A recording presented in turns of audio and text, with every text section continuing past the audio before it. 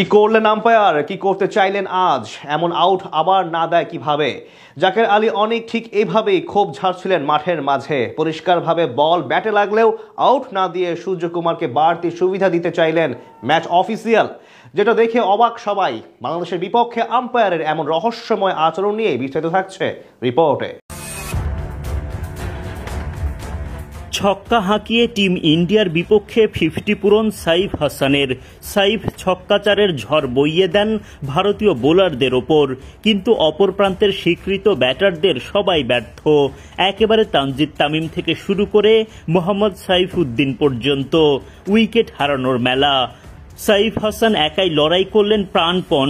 50-র পরও টিকে থেকে দেখালেন আশা, কিন্তু তার ব্যক্তিগত স্কোর বাড়লেও দল পারল না কাঙ্ক্ষিত লক্ষ্যে যেতে।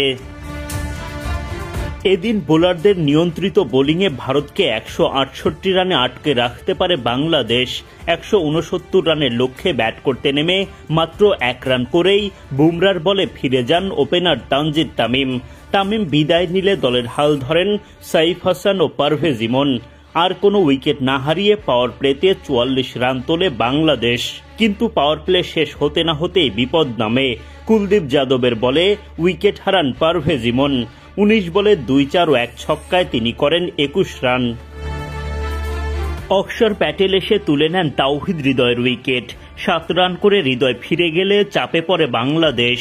বরুণ চক্রবর্তীর বলে বোল্ড হয়ে দলের চাপ আরও বাড়ান শামীম পাটোয়ারি। 74 রানের মধ্যেই 4 উইকেট হারিয়ে বিপাকে বাংলাদেশ। এক প্রান্তে হাল ধরে রাখেন কেবল সাইফ হাসান। সুরিয়ার দুর্দান্ত থ্রোতে রান আউট জাকের। মাত্র 4 রান করে মাঠ ছাড়েন তিনি। সবার ব্যর্থতার ভিড়ে ছক্কা হাঁকিয়ে 50 পূরণ করেন সাইফ হাসান, কিন্তু সাইফ অপর প্রান্ত থেকে যোগ্য সমর্থন না পাওয়ায় ধুঁকতে থাকে দল। সাইফুদ্দিন 4 রানের বেশি করতে পারেননি। একে একে সব স্বীকৃত ব্যাটারদের হারিয়ে একা হয়ে পড়েন সাইফ হাসান। দুর্দান্ত ব্যাটিং করেও লাভ হয়নি তার। বাংলাদেশ হেরে বসে টিম ইন্ডিয়ার কাছে। পাকিস্তানের বিপক্ষে ম্যাচটা তাই এখন অলিখিত সেমিফাইনাল।